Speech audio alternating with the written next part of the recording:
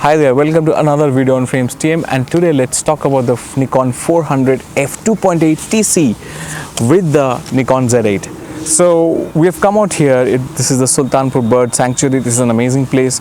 It's the onset of winter in India, so it's just the right time where migratory birds and other birds come here and they become quite visible, they become quite active. It's a lovely time to come to a bird sanctuary in India. And today I spent an amazing 2.5 to 3 hours almost here.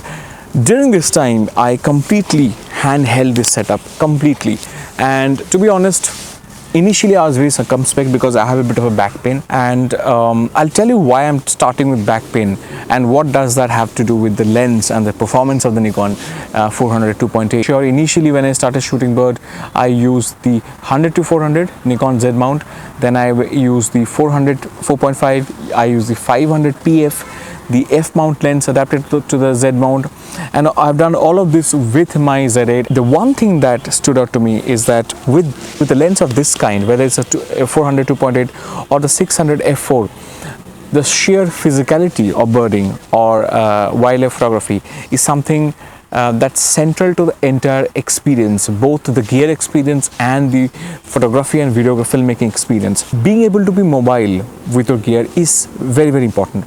If I'm not being mobile, I'm probably not getting the best shots because I'm not exploring the best options, the best angles. So even before I get to talking about the lens, I must say how physical the experience is. Because this lens is about 3 kilos, the camera is about 1 kilo. Then you have other things. You're carrying extra batteries, you're carrying some other stuff. I'm carrying a mic and some other stuff as well in my pocket. So overall you're carrying anything between 4 kilos to 4.5 kilos of weight. And if you want to handhold, because that's going to make you more mobile, then this is going to be a task for you. So you have to ensure that you're physically all right, that your back is all right, your shoulders are all right, you do a bit of you are in the middle of some amount of physical exercise. My experience with the lens was that I could easily handhold it for about almost 3 hours. I could walk around. The setup was amazing. I did not have to hold myself back.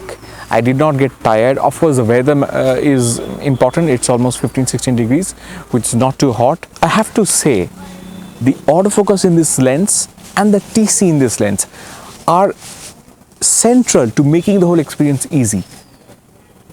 Look, when I was using the 500 PF, the 100 to 400, the 400 PF, all of those lenses had good autofocusing. The 500 PF, the F mount 500 PF adapted to Z mount Z8 was not that smooth. But when the 500 PF locked onto something, it was all right. The trouble happened when there was something in front of you suddenly and you had to close focus. Oh my God, it was such a bad experience. This lens, this is better than any of those lenses when it comes to autofocusing. It can do this front and back focusing. You can just come right in front of you and focus on something and then go back to the distance. That ability for this lens to go back and forth so quickly is instrumental to making the whole experience easy for you, because when you get mentally frustrated while focusing, while shooting, that adds to your physical discomfort, that adds to your physical fatigue, because your mind is not happy at that point. So autofocusing to me is not just about getting the shot, it's about being able to spend time with the setup out in the field and not getting tired mentally and therefore physically. Second, ability to move to 560 f4, amazing. I'll tell you that this has to be coupled with how you have set up the camera. If you have not set up the camera well, if it's not very ergonomically and intuitively set up for yourself, you're going to get frustrated and you're going to get tired because you're getting frustrated. The TC, the ability for me to go from 400mm 2.8 to quickly to 560 f4, that allowed me to do a lot more. I mean, that is really, really amazing. But I did feel that, if I had a 600 f4, I think I would have enjoyed going to 850 or so at f5.6 even more than this setup. I think that extra bit of reach would have been really nice. Shooting on a 46 megapixel sensor on the Z8, and because of that I know whatever looks small on the screen, even at 560, I can just crop in and get almost like a 20 megapixel picture, but have the subject on large on the screen. So I'm confident about that. The important thing that I did is, I'll take you to the setup of the camera and how I have set the autofocusing. The important thing for me is to remember to put the ISO at auto ISO and bring down the exposure compensation metering to minus 0.7. I did that because I didn't want the highlight areas to get overexposed and get blown out. I thought at between minus 0.3 and minus 0.7, the metering was just right. I'm on matrix metering, so it was a great experience. You have to understand the Nikon autofocus system well, and there's a lot of flexibility, and I now find that the auto setting in other cameras is probably not optimized. The way you can actually customize a Nikon is brilliant. You can just, I'll explain how I have set up the camera when I go to the studio. I've taken my inspiration from Steve Perry, but I found that my setup was instrumental to making the experience better. If I hadn't set my camera up like this, I think I would have really struggled, and coupled with the weight and like almost 3 hours of strenuous shooting handheld, I think I wouldn't have enjoyed it as much as I did. So let's now go to the studio and go through the images, and let me talk about more with the experience of the 400-2.8 along with the Z8, and try and answer the questions that you may have. So now let me take you through the autofocusing setup on my Z8. I have set the camera to 3D AF and mapped it to the AF on button. Now I don't use the 3D box. I use a larger, wider area box within the frame and try and put the subject within that red box.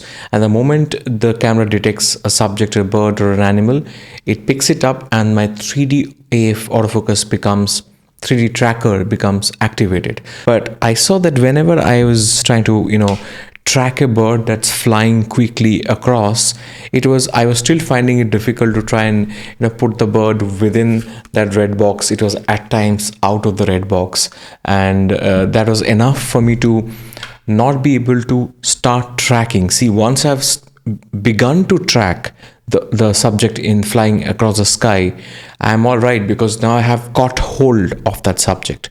So during the initial bit, the challenge is to sort of catch hold of the bird, and then once I've done that, I'm fine.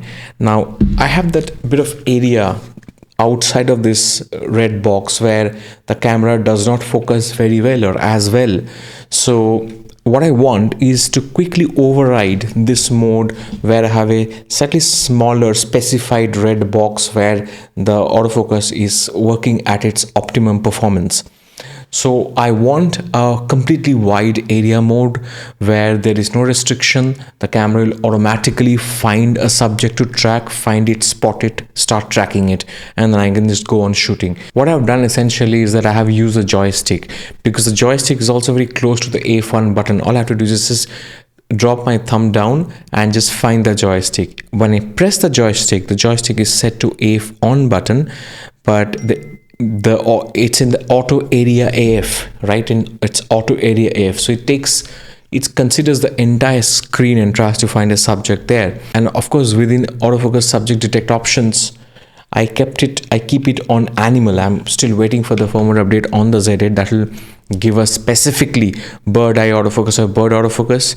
But right now I don't keep it on auto, I keep it on animal, because I don't want the camera to be confused at all. I wanted to know that I'm shooting animals right now, and within animals, once the camera knows that it's mostly birds, it'll start picking up birds. So that's how I've set up the camera. Now I'll talk about some of the characteristics of the lens, and this is not the 400-2.8, this is the 180-600, but imagine this is the 400-2.8. So this lens, I'm not going to show you any technical test shot or anything, because I think after shooting with this lens, what I found out that after shooting and after going through the files, selecting the shots that I like and then editing them, then cropping in, after doing all of that, it gives you a very good idea of how good this lens is, or whether this lens is good enough or not. First of all, autofocusing. Now I'm telling you, there were moments when the bird was completely behind the bush or behind the trees. It was flying and the camera was tracking the bird and it went behind the trees, and there was only one tip of a little bit, one little portion of the wing that was visible, and the camera was tracking. There was no confusion. That's how good the autofocus is when paired with the Z8 autofocus is when paired with the 400 2.8.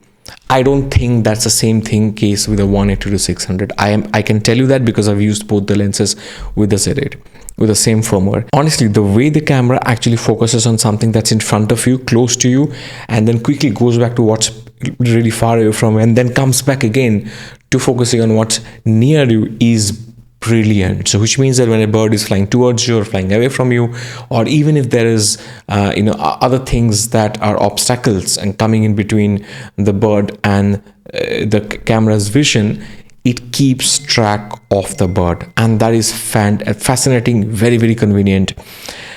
In this occasion, as you can see, I'm really shooting through these leaves and foliage and branches of trees, and the way the camera actually kept tracking these birds is amazing. That was surprising. I don't think these images are great, but it's great to see how easy it was for me to actually be able to track these birds. Next, I want to talk about the bokeh, the feel, and the character of the lens. This is a lens that can give you absolutely stunningly blurred out background. So background can look absolutely smooth and beautiful, buttery smooth. But it is not only a matter of the brute force of blurring the background out when the background is easy and manageable and largely smooth and far away.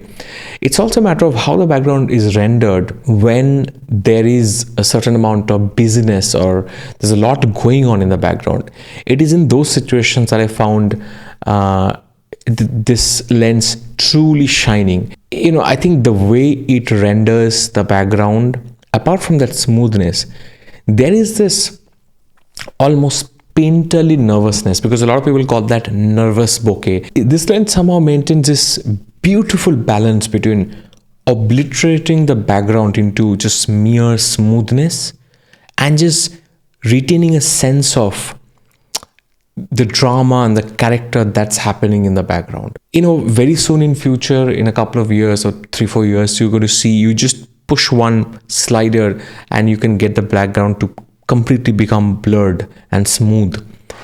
That does not look natural. My background here was busy. I didn't want it to disturb the image, but I want the viewer to know where the situation, what the setup was like, what the scene was like, where the birds were moving around. You get a sense of place. It is not just smoothing the background out, it is also retaining some of that character in the pictures, and that to me was surprising, and it's really truly beautiful. Now let's talk about sharpness. I think for me the test of sharpness was, could I crop, and if I wanted to crop, how much could I crop? Honestly, I cropped down to like 500%, or even at times 700, 800%. Like if the image was this much, I cropped it into an area that's this much, like this much area on a picture that's this wide and large, and I still have usable images. I still have detail on those images, and of course I use, in some of the occasions, I use the denoise feature on Lightroom, and in the end I was extremely happy with the output. So I would say you can really crop in, especially if you're using a high megapixel camera like a Z8 or a Z9, where you have almost a 46 megapixel sensor. I would say this lens has as much detail as you want now, and I didn't see significant difference between the sharpness of the lens or the detail in the output when I shot at 400 2.8 versus when I shot at 560 f4 using the teleconverter. So it is safe to say that it is equally sharp even when the TC 1.4 inbuilt TC is applied. Hi, back from the studio to the bird sanctuary again. Let me now get straight to the conclusion. I don't think this is a lens that you should buy unless you're shooting at least 30 to 40 days in a year with a lens of this kind. If you do that, then 30 to 40 days a year, the rental cost will very quickly add up to almost 30% to 40% of the actual cost of the lens. And then if you do that every year, then in about 2 to 3 years, you would have owned the lens with the same amount of rental money. And then you still will have the lens, and if you were to sell it off, you'll probably can sell this lens off at 70% or 75% of the cost of this lens. So if you're a frequent shooter, first of all, then it makes sense to buy this lens. I'm not going to talk about the quality of the lens. I've spoken about that a little bit. This is one of the best lenses in the world and best lenses ever made.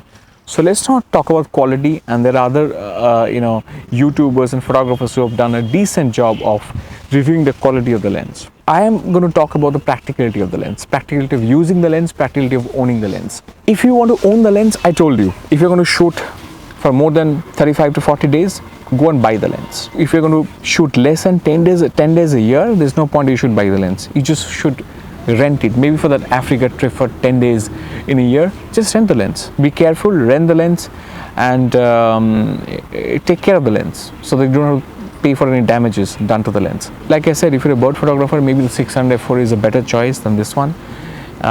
If you're a sports photographer, and if you are especially if you're an indoor sports photographer, and if you're a wildlife photographer, the 400 2.8, I don't think that there's anything better than this on end system right now. So the buying conversation is purely based on your frequency of usage. The usage conversation, because it's a heavy lens, depends on your physical condition. Can you do it? Can you carry it? Can you actually practically use this lens? If you can't do that, maybe the 600 f6.3 is a better option if you're a birder, because that's a much lighter lens. If you want something smaller, the 400 4.5 probably carry one teleconverter with you. There is one thing, however, that I'll definitely say: you must definitely, at least for once, rent this lens out, both the 400 2.8 and the 600 f4. Why do I say that? When you shoot with these lenses, you'll realize that you're probably not as bad a photographer. If you have, like this happened to me, I felt today that I was more capable as a photographer because I was able to isolate my subject, I was able to focus better.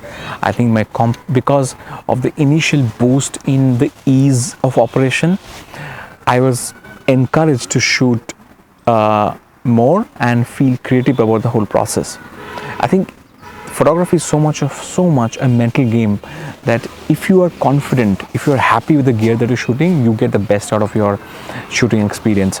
And I think the f400 2.8 will help you feel more confident, feel more creative, because the way it isolates, the way it autofocuses, the way it handles the files you see, the sharpness of the images, everything just, you feel it's very encouraging, which is why I think you should definitely, even if you own a 400 4.5 or 100 to 400 or 180 to 600 or the 600 6.3, rent the 400 2.8, rent the 600 f4.